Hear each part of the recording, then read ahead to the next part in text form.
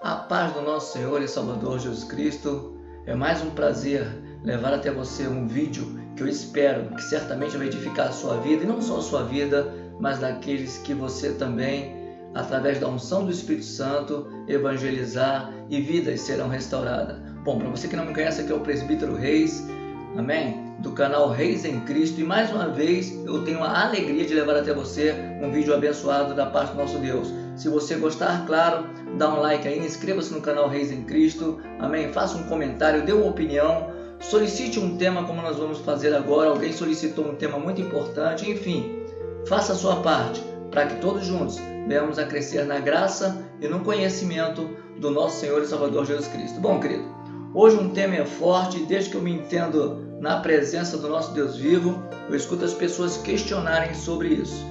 E o tema é: dízimo é obrigatório? Vou repetir: dízimo é obrigatório? Bom, querido, quando eu escuto essa frase, dízimo é obrigatório, eu vejo a palavra obrigatório, obrigação, como um peso desnecessário. Porque, na verdade, o dízimo, ele não é, nunca foi e nunca será obrigatório.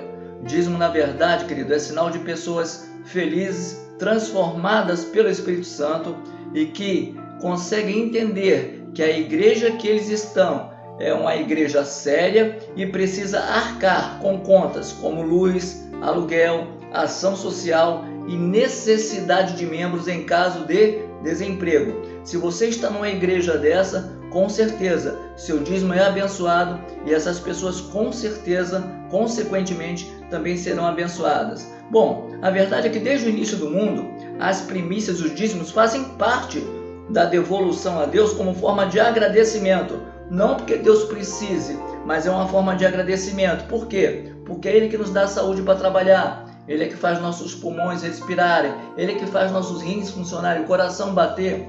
Então Ele não precisa ainda assim de nada disso. Mas quando você dá, pessoas que passam por necessidades são alcançadas e com certeza você está sendo cada vez mais qualificado no reino de Deus. Mas para que não fique só nas minhas palavras, olha o que diz aí a palavra de Deus em Gênesis. Vamos lá para Gênesis, capítulo 4, versículo 3. Passado algum tempo, Caim trouxe do fruto da terra uma oferta ao Senhor. Veja só, eu já estou indo lá para Adão. Já começou lá atrás. Caim levou um fruto da terra, uma oferta ao Senhor.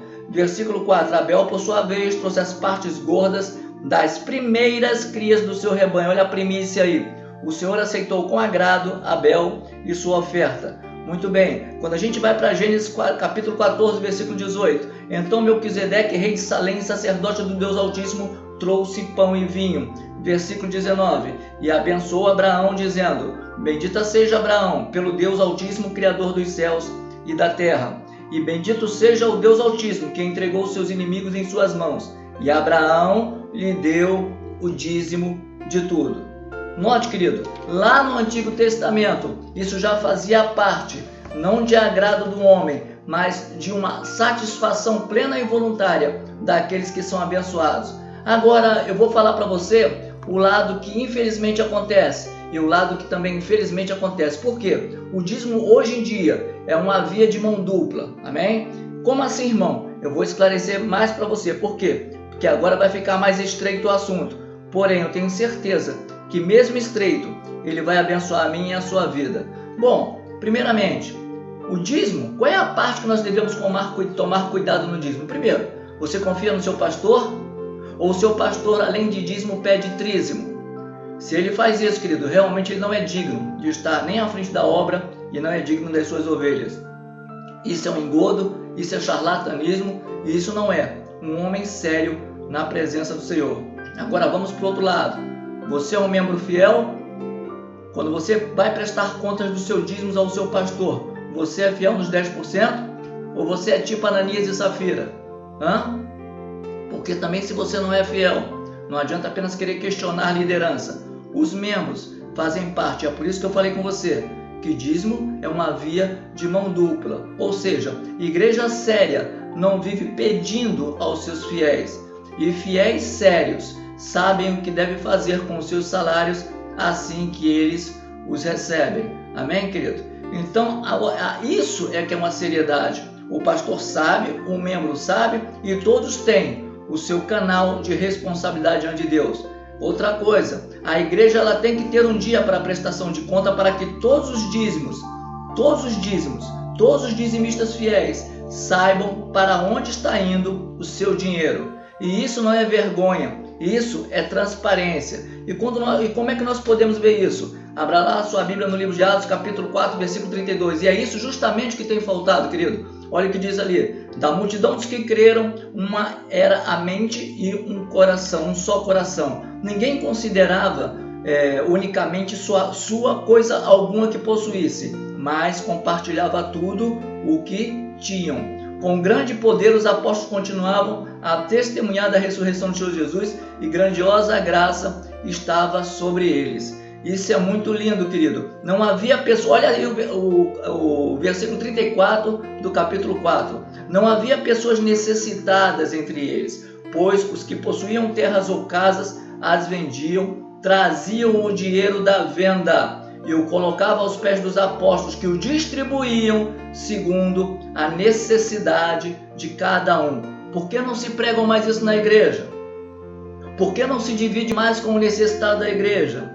E esse é um lado triste, mas que tem que ser falado. Eu vejo uma unicidade dos pastores dizer que é obrigatório dar o dízimo, mas eu não vejo uma unicidade nos pastores ao prestar contas para o membro que é dizimista fiel. Eu não vejo. Eu vejo alguns passando necessidade e alguns líderes falando, hora que vai melhorar, querido, é necessário nós fazermos a diferença. O livro de Tiago diz, se a pessoa está passando por necessidade, por frio, não adianta você mandar ele embora e dizer que ele vai melhorar. Você tem que fazer a sua parte, você tem que contribuir, amém, queridos? Outra coisa, vamos lá, olha o que é uma realidade do dízimo. Vamos comigo lá, 1 Tessalonicenses, capítulo 2, vamos lá, versículo 9. Olha o apóstolo Paulo falando, irmãos, certamente vocês se lembram do nosso trabalho, esgotante da nossa fadiga. Trabalhamos noite e dia para não sermos pesados a ninguém, enquanto lhes pregávamos o Evangelho de Deus. 2 Tessalonicenses capítulo 3, versículo 8. Nem comemos coisa alguma de ninguém, pelo contrário, trabalhamos arduamente com fadiga, dia e noite, para não sermos pesados a nenhum de vocês. Não porque não tivéssemos tal direito, mas para que nos tornássemos um modelo para ser imitado por vocês. Quando ainda estávamos com vocês, nós lhes ordenamos isto: se alguém não quiser trabalhar, também não coma. Sabe, queridos, é interessante, eu acho muito interessante, pessoas cheias de saúde, e aí, encostada, vivendo apenas dos que o mesmo, tirando das ovelhas, e não colocando de volta a lã que eles têm tirado. É hora, querido, de dividir. É hora de entender. Dinheiro de fiéis são aqueles que creem no Senhor. E se vai para uma igreja séria e ela realmente cumpre com toda essa obrigatoriedade, por isso que eu disse no início, dízimo é uma via de mão dupla, amém. Você está sendo justificado, a igreja está sendo ciente e todos vão crescer na graça e na transparência. Mas se você não passa na sua igreja, se você é líder, se apenas sua família enriquece, tem algo errado aí.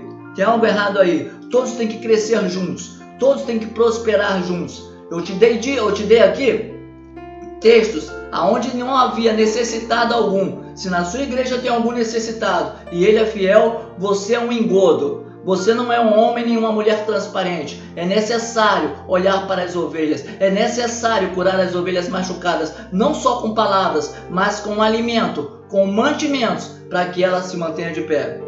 Em outras palavras, querido, olha o que diz aí em Atos dos Apóstolos, aleluias, capítulo 18, versículo 3. E uma vez que tinham a mesma profissão, ficou morando Paulo e trabalhando com eles, pois eram fabricantes de tendas.